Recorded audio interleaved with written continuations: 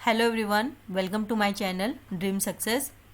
आज हम इस वीडियो में दिल्ली सल्तनत के गुलाम वंश को पढ़ेंगे। तो चलिए पढ़ते हैं। एक सेकेंड गाइस।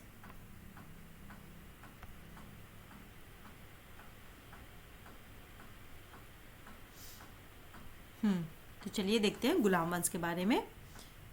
गुलाम वंश को हम मामलुक वंश भी कहते हैं। गुलाम वंश कहेंगे या तो मामलुक वंश। तो सबसे पहले देखते हैं कि इस गुलाम वंश की स्थापना किसने करी। तो ये जो कुतुबुद्दीन ऐबक था, मोहम्मद गौरी का गुलाम था। ठीक है, इसने भारत में जिस राजवंश की स्थापना करी उसे हम गुलाम वंश या स्लेव डायनेस्टी कहते हैं। इस वंश का जो टाइम पीरियड है ये है 1206 से 1290 ईस्वी तक, मतलब 84 साल तक राज किया इस वंश ने। और इस वंश के शासक या जो संस्थापक थे वो गुलाम थे। ठीक है, इसमें जितने भी आप शासक देखेंगे वो सब गुलाम थे, इसलिए इस वंश को हम गुलाम वंश कहते हैं। और इसका जो गुलाम वंश का जो वास्तविक संस्थापक है वो हमारा है कुतुबुद्दीन ऐबक। चलिए आगे हम देखते हैं इस वंश के शासक जो कौन कौन से थे। सबसे पहले जैसे भी हमने देखा कुतुबुद्दीन ऐबक 1206 से 1210। उसके बाद आए आराम शाह, ये बहुत ही कम टाइम पीरियड के लिए आए 1210। फिर आए हमारे इल्तुतमिश 1210 से 1236।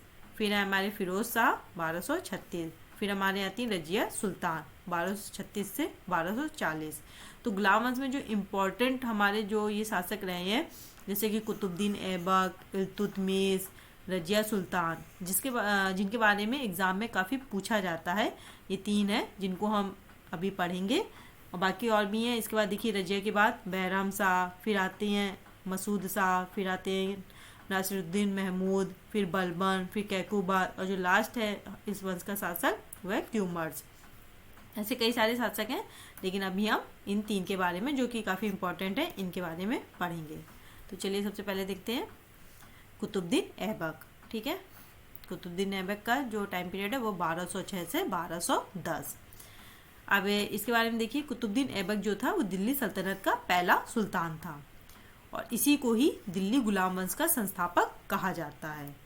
कुतुबुद्दीन ऐबक जो था वो मोहम्मद गौरी का गुलाम था, और जब मोहम्मद गौरी ने भारत में लूटपाट करके वापस जब ये अफगानिस्तान गया तो उसने भारत में अपने दासों को नियुक्त किया जो भारत में मोहम्मद गौरी के नाम से शासन कर रहे थे। ठीक है, वही जो ये मोहम्मद गौरी ने जिन दासों को नियुक्त किया उनमें से जो एक दास था वो था कुतुबुद्दीन ऐबक। तो इसका शासनकाल जैसे कि है 1206 से 1210। इसका राज्यारोहण देखिए, मोहम्मद गौरी की मृत्यु के बाद 25 जून 1206 ईस्वी को कुतुबुद्दीन ऐबक का अनौपचारिक राज्यारोहण लाहौर में हुआ, और उसने लाहौर को ही अपनी राजधानी बनाई। इसके जो गुरु थे वो थे ख्वाजा कुतुबुद्दीन बख्तियार काका। इसके बारे में चलिए थोड़ा और देखते हैं। प्रमुख योगदान की बात करें तो इसने दिल्ली सल्तनत की स्थापना की, और इसे लाख बख्श के नाम से भी जाना जाता है। ये एग्जाम में काफ़ी क्वेश्चन आता है कि लाख बख्श के नाम से किसे जाना जाता है, तो हमारा आंसर होगा कुतुबुद्दीन ऐबक। क्यों कहते हैं इसको लाख बख्श? क्योंकि दानवीर और उदार होने के कारण। और आगे देखिए, साहित्य और कला का संरक्षक था, और फर्क मुद्दार एवं जो हसन निज़ामी थे वो इसके दरबार के प्रसिद्ध विद्वान थे। इसके कुछ निर्माण कार्य देखते हैं। दो प्रसिद्ध मस्जिद दिल्ली की, कुबत उल इस्लाम और अजमेर का 2.5 दिन का इसने झोपड़ा बनवाया, और अपने गुरु ख्वाजा कुतुबुद्दीन बख्तियार काका की स्मृति में कुतुब मीनार की 1 मंजिल का निर्माण कराया, लेकिन इसकी मृत्यु के कारण यह अधूरा ही बन पाया, और जिसको आगे चल के इल्तुतमिश ने पूरा किया था। इसका दामाद था इल्तुतमिश। इसका पुत्र था आराम शाह, और इसकी जो मृत्यु हुई थी वो नवंबर 1210 ईस्वी में लाहौर में चौगान यानी पोलो खेलते समय घोड़े से गिर जाने के कारण इसकी मृत्यु हो गई थी। ये भी क्वेश्चन काफ़ी पूछा जाता है कि लाहौर में चौगान पोलो खेलते समय घोड़े से मृत्यु जो हुई थी वो किस उसकी थी, शासक की, तो वो थी हमारी कुतुबुद्दीन ऐबक की। चलिए आगे देखते हैं। अब हम जो पढ़ेंगे आराम शाह। आराम शाह का ज़्यादा है नहीं, इन्होंने कुछ किया नहीं है ज़्यादा टाइम के लिए, बस 1210 ईस्वी में देखिए कुतुबुद्दीन ऐबक की जो आकस्मिक मृत्यु के कारण अपने किसी उत्तराधिकार का ये चुनाव नहीं कर सका था। इस कारण लाहौर के जो तुर्क अधिकारी थे उन्होंने ऐबक के भी जो विवादित पुत्र था आराम शाह को लाहौर की गद्दी पर बैठाया, परंतु जो दिल्ली के तुर्की सुरदार थे एवं जो नागरिक थे उनके विरोध के फलस्वरूप ऐबक के दामाद इल्तुतमिश को राज की गद्दी पर बैठा दिया। इल्तुतमिश ने आराम शाह की मृत्यु मार के अपना गद्दी पे बैठ गया। तो अभी जो मेन है वो हम पढ़ेंगे इल्तुतमिश। ठीक है, इल्तुतमिश का देखिए 1210 से 1236 ईस्वी।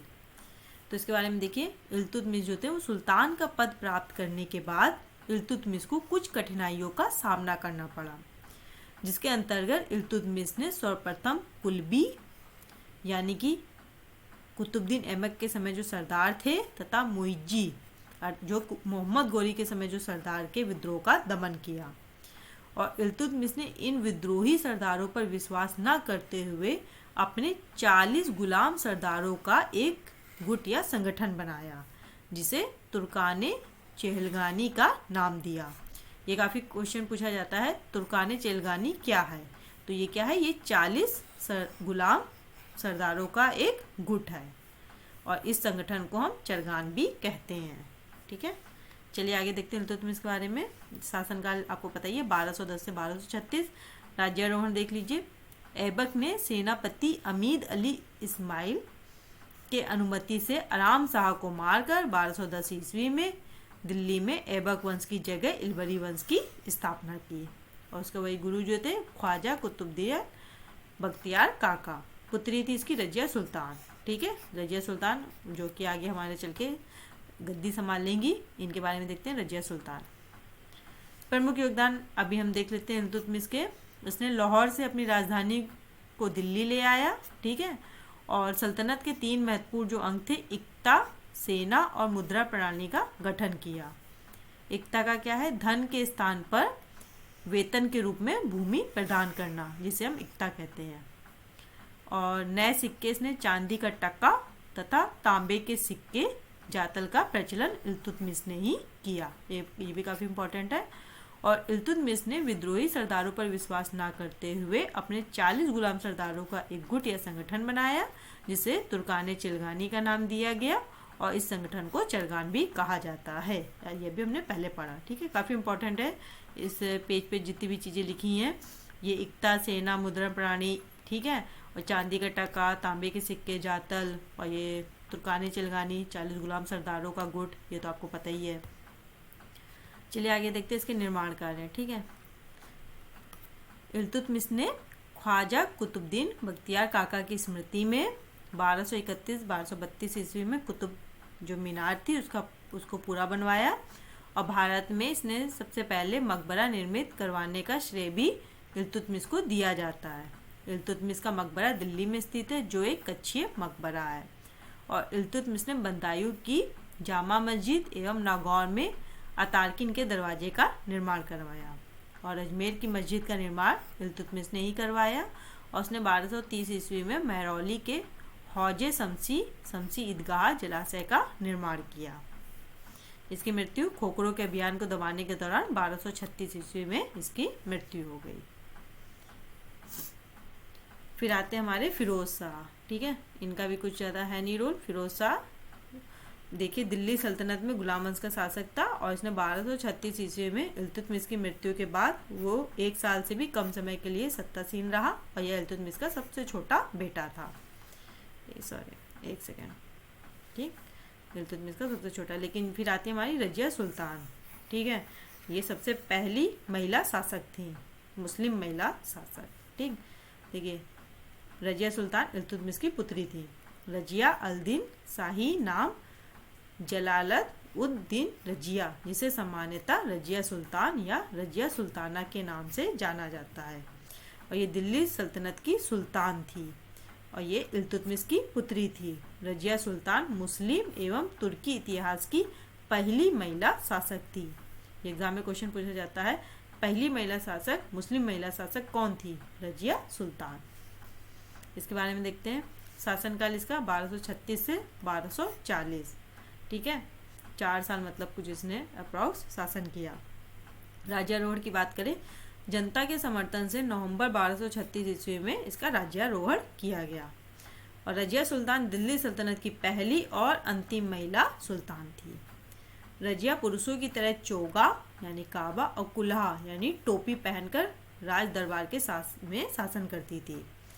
और रजिया अपनी राजनीतिक समझदारी और नीतियों से सेना तथा जनसाधारण का ध्यान रखती थी।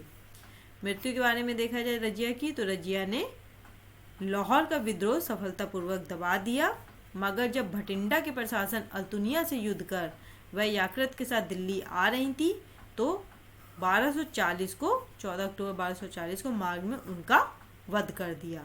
ठीक है, उनको मार दिया गया। तो इस तरह से ये गुलाम वंश था। ठीक है, आगे हम और भी वंश पढ़ेंगे धीरे धीरे दिल्ली सल्तनत के।